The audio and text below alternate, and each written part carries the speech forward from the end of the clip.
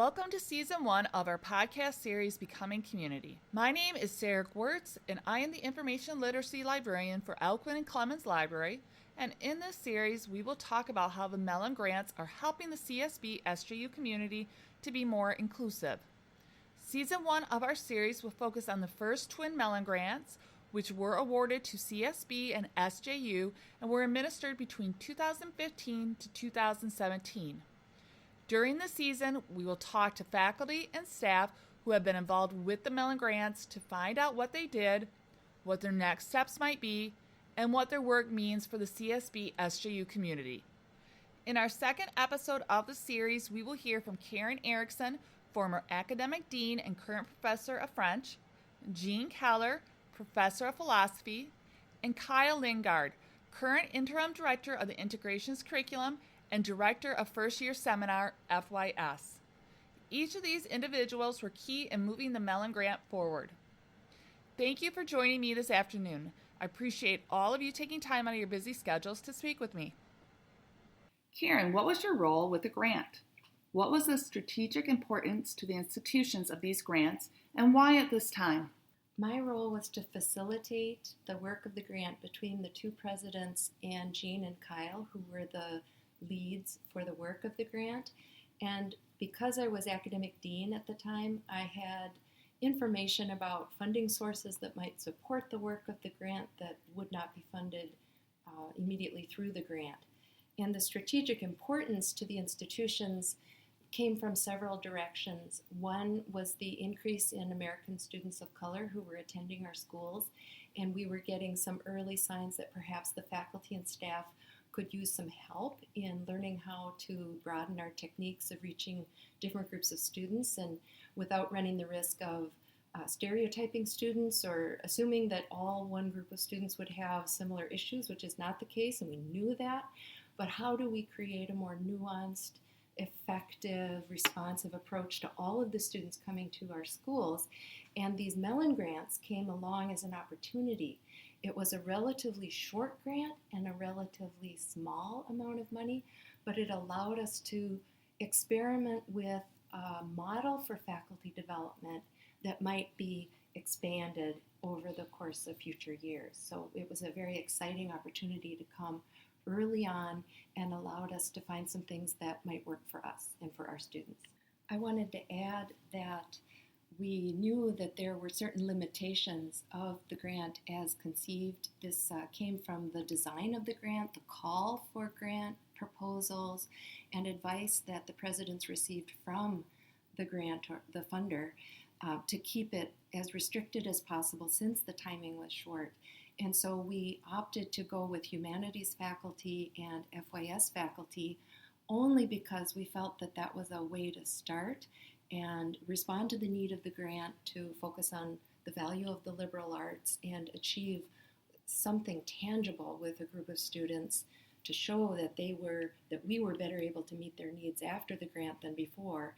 And it provided us this option of a model of development that could be expanded. So one of the limits of the grant was the fact that it focused on a certain group of faculty, and the fact that towards the end of the grant, other faculty were wishing they could be part of it was part of the success of the grant.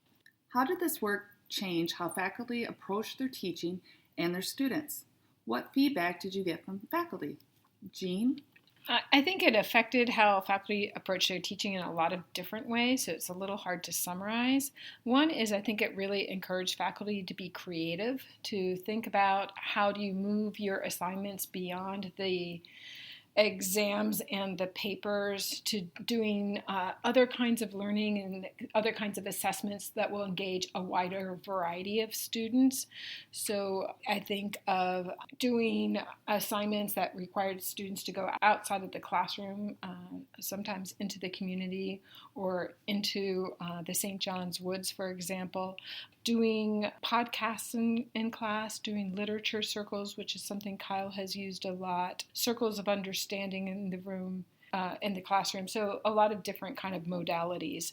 Even though the grant didn't really focus on changing the curriculum per se, it was more focused on how do we change our teaching methods. A number of faculty really started to work already at making sure that they had more inclusive readings and materials that they were using in the classroom. Trying to find a lot of different ways to include students in the class. For example, changing some of the language in the syllabus. A lot of times syllabi sound more defensive. If you don't do this, you will experience this penalty. But trying to change some of the language so it's open and it's inclusive, it's exciting, it's engaging, it hooks students in who want to participate. Yeah, I could say more, but I'm going to let Kyle speak, and then I can add if there's more things to say after that. Sure. So as Jean was saying, all faculty participants were asked to make certain changes in their classes and document those changes. And it was up to them what sorts of changes they made or revisions. So for some, that took the form of a new discussion method or modality of assignments. For others, new texts that examined issues of identity were adopted. One thing that we saw, though, was that even a relatively small and discrete change, or seemingly small change, would often make a huge difference and would carry over to the rest of that class and the rest of the semester.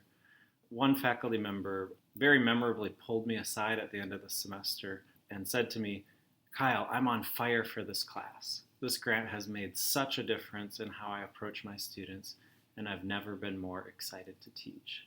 That was just such a reward for me to hear and to realize that this grant made such a tangible difference for faculty and for the students in all of those courses. Karen, did you have anything to add? Yeah. I think that the work of the grant also helped us institutionally. I'm going back to wearing the hat of academic dean at the time, that we learned there were some limitations in our approach to faculty development, and that some of the limitations of the way we gave out funds or the way we perhaps didn't consider more innovative ways of including faculty-student collaborations, that this grant helped us see some of the blind spots in our funding model.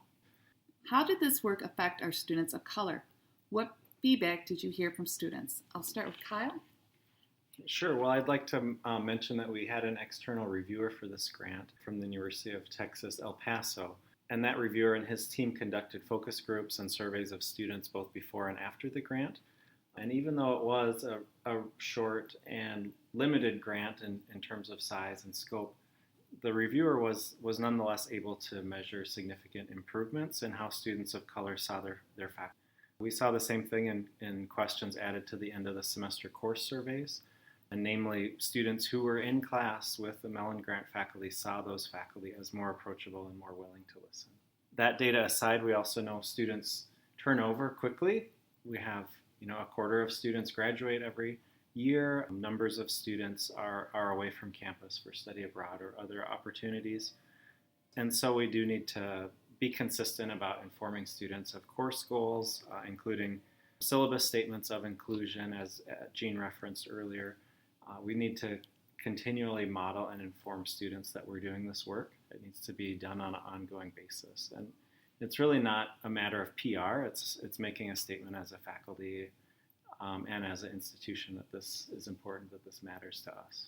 I might add that it, not in a direct way, but it participated in changes in our overall campus climate, providing opportunities for collaboration with staff and with students and with the general community. Some of the activities, some of the speakers that we had come to campus, and an expectation that faculty development would send faculty off to conferences for their own benefit, but they had an obligation because of this grant to come back to campus and share the information they had learned.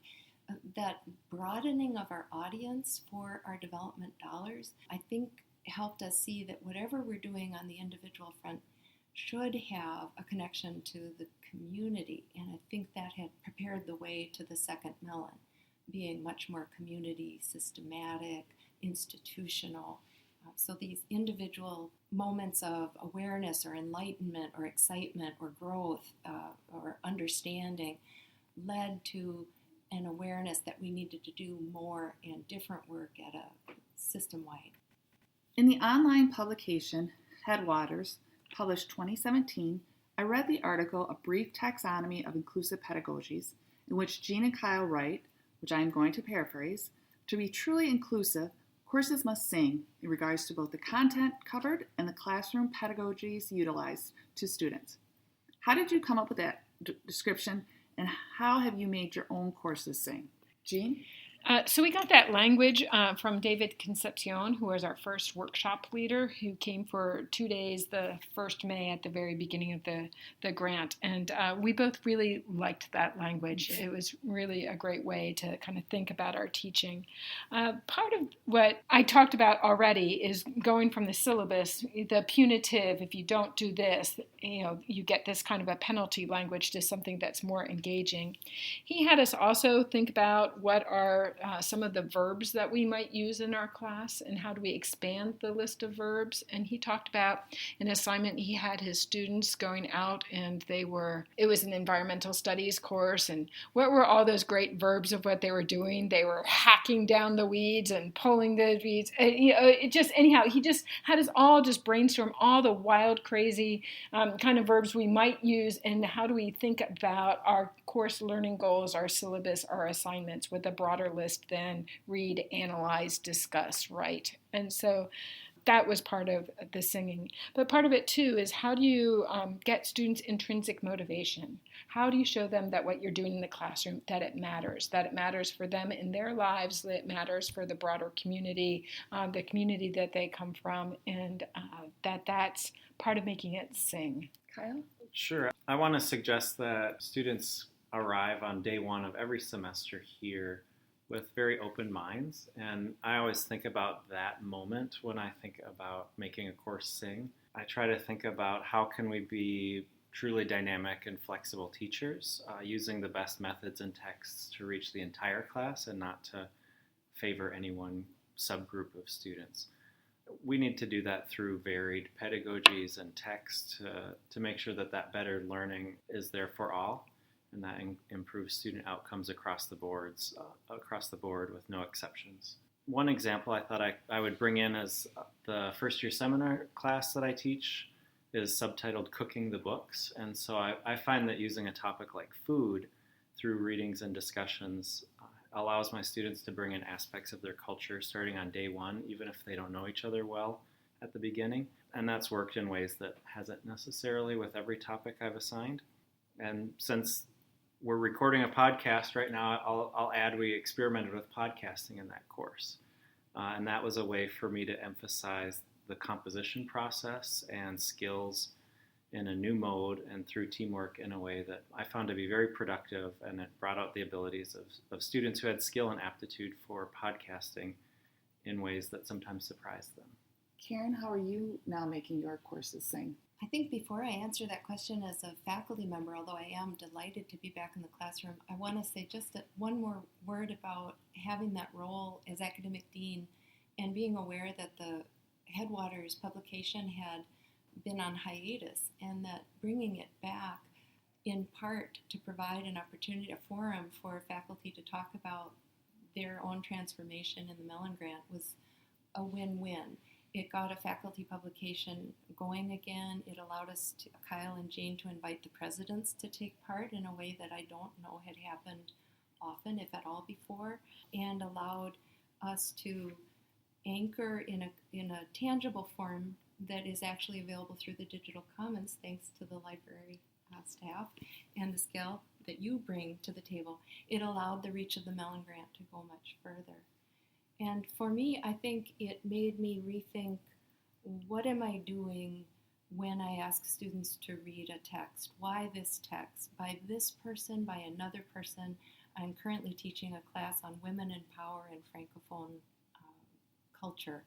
And virtually every aspect of my course is different because of the things that we learned.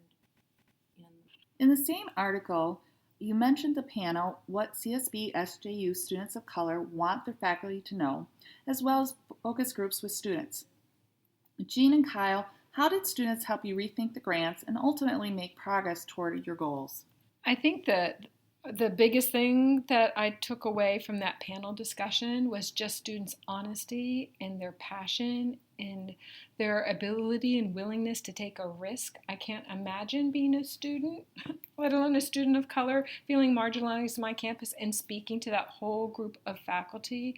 I was just so in awe of our students. And so I think the biggest thing from that panel was really that the students kept us honest, that students were willing to put themselves out there like that. To me, it talked to the importance of this work and that we had to keep pushing ourselves and keep pushing the faculty and not let up and take risks and go out there, because our students were so clear that they were taking risks every single day. And one student in particular talked to that point, talking about needing us as faculty and other majority students at St. Ben's, St. John's to be willing to go outside of our comfort zones, and just making it so clear that they have to go outside their comfort zone every single day. And yeah, so I feel like they really kept us honest and kept us grounded and kept us on task. I'll simply add that I agree with everything Jean was saying, but it was truly motivational to see the way that students were able to talk about the importance of this work. It kept me coming back every day, excited to work on it. And the students also reminded me of my own identity and background. And that was something that became increasingly important, I think, as the Mellon Grant went on. We realized that a lot of the work that we needed to do was not so much purely pedagogical. It was self-reflective. It was learning to interrogate our own experiences and identity as faculty. And that was really something that, to me, was sparked by talking to students and seeing them grapple with those issues and realizing that I hadn't necessarily been asked to do the same. Karen, do you have anything to add?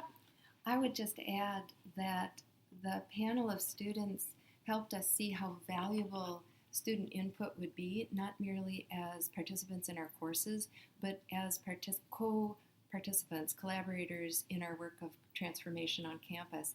And we learned from that as we began the work of designing a new general education core curriculum, that we needed to have student voices as we looked at these issues. What needs to be in our common expectation of all students? And so the Mellon Grant came at a wonderful time to help us invite students into that conversation. What did you learn from the Mellon Grant? Karen?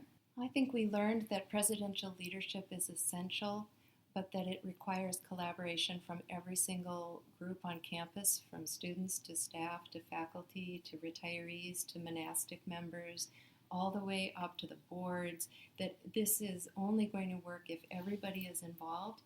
And on the other side, that we can't wait till we have the perfect situation and lots of grant money. We start with the small stuff because, as Kyle said, that small change can make a huge difference. So we begin where we are, but we move forward. That change is absolutely required, and it's not going to be easy. The other thing I think I learned was that we might fail. Faculty work really hard to get a PhD, probably don't love failing. Presidents, I expect, don't love failing. I think board members, students, we don't like to fail, but that failure will be a piece of this process along the way. And one of the students I spoke with, I said, we may fail some as we try to make things better. And he said, go ahead, fail away. So I think we have to become comfortable with that discomfort of not yet knowing exactly what we should do. Jean? I really like that, by the way. And I think that connects to going outside your comfort zone, right? That faculty are so used to teaching to our strengths. But I think that our strengths will match the strengths of some of our students, but not all of our students. So we have to get comfortable teaching in and out of our own comfort zone, because we're asking our students to be in and out of their comfort zone. And sometimes we are going to fail. And, failure is a great way to learn. And good for us to be able to model that for our students, too, as they learn more about how to become learners. A couple things that come to mind. I think one thing I learned, although our grant really focused on different pedagogical techniques, that inclusivity is really about more than just a collection of techniques that you can pull out. I was just at a conference last week, and they were talking about how students are really good at reading not just the text and what you think you're saying and doing and communicating, but all those other things around. And so if you maybe have the inclusive techniques, syllabus, readings, etc., but you're not being attentive to the students as individuals, if you are always distracted, that they're going to pick up on that. So really just thinking about how inclusivity, it's more than any specific technique. It's being present to your students, to all of your students, and it's also making sure you're not just recognizing and mentoring students who think the way that you do. So I thought that was a challenge. One thing that really was thought-provoking for me is when we had Alicia Chavez and Susan Longerbeam come to campus, and they wrote the book Teaching Across Cultural Strengths. They just really, in that workshop and in that book, made explicit to me something I kind of knew, but I hadn't kind of brought it to the fore, that really my educational background, it's a really kind of Western European individuated rationalistic approach. And so by training, by my own cultural background, that has really influenced what I do in the classroom and the kind of ways in which I expect students to demonstrate their knowledge and what they've learned. And they really pushed me to kind of think about my teaching techniques as what I have been taught to value is not just how philosophy is done, but how Western philosophy is done, and that I really, to be inclusive, I need to think about more collaborative kind of work of helping students see how this thinking, it's not just abstract thinking, but it connects to real world problems and it connects to communities. And so for me, that was, again, an area of personal growth. Still something I'm working on, but really fascinating and important. Kyle? Jean and Karen gave great answers. One thing I'll add is that the Mellon Grant began with this idea of being grounded in pedagogy and in technique. It became clear that the work of inclusiveness on campus was something that students experience in all aspects of their education. So it's not just their classroom experience, it's their residential experience, it's their community experience. And the same goes for faculty and staff on campus and neighbors to the college communities. So I'm very excited that there's a follow-up grant called Becoming Community, because that to me really embodies the biggest lesson from the Mellon Grant, which is that this is a process and it continues. How did this work impact the CSB SGU community? What changes have you seen? Kyle? Well, the work came at an important time, right? We saw a lot of changes over the last 2 or 3 years in the political climate of the country, and the CSB SGU community is part of that national conversation. And to me, it made us more resilient and more thoughtful in how we talk about these larger issues in our own community, on our own campus. Jean? Oh, I really want to echo that. That seems really important. It's become a harder atmosphere in many ways. And I feel like even on the faculty discussion list, if something happens, it feels like it's more likely that somebody will post something in the faculty discussion list. Hey, this just happened. How do you talk about that in your class? So having some of those informal conversations. And I have to say also, before this grant, I really didn't know who were the faculty with interest or expertise in some of these areas. And so now I feel like, wow, how many people were involved in this grant? Like 60 faculty. 60 faculty. And so now I feel like I see those folks, and we can have those informal conversations that are really helpful and supportive and meaningful. But I also want to point to our new common curriculum and the cultural and social difference requirement. That seems like that is, I want to say, first and foremost, a result of student activists on campus insisting that happen, and academic affairs hearing that, but also folks from the Mellon Grant who were involved in that being able to pick up and make sure that concern did not get lost. So I think that was also something too. It helped have a critical mass of support for that requirement. It helped us see that we needed to offer opportunities for all faculty because virtually all faculty teach our first year students. And if we're talking about radically changing the way we welcome people to our community, all faculty needed some kind of opportunity for growth. I think it also helped us see that it's not just in the first year that students need to be welcomed, and that the work of welcoming and expanding the circle of people included and providing opportunities for people to have a voice and a place at the table, that is ongoing work through all of the different stages of the student's education. And then we need to expand our own planning and our own opportunities for further development for students beyond that first year. And I think some of the changes are in the curriculum. They're also in faculty development and possibly in these collaborations. We worked on the first year experience initiative, for example, and saying that can't be just the first year seminar or a first year course. It has to be every way we meet first year students. Well, likewise, it doesn't end when they become sophomores. What are the particular difficulties that our second year students will be facing, third year students? There are different challenges as students move through their own education, and how can we be more responsive and more attentive? Going forward, what advice would you give the entire CSB SJU community? What can our community continue to do and start trying to do as we move forward? Kyle? The point about making a small change and not being reticent about making a change just because it's small, we know that can make a huge difference, and not being afraid to fail. I think that the community moving forward has a better understanding of that, and we've kind of identified all of our allies and just how much this matters to people here. Jean? To piggyback off of what Kyle just said, and thank you, Kyle, I liked that. I would just say that students notice who does and who doesn't show up. That was really clear in the conversations we had with students, especially when it comes to events that are multicultural events or have to do with racism or whiteness.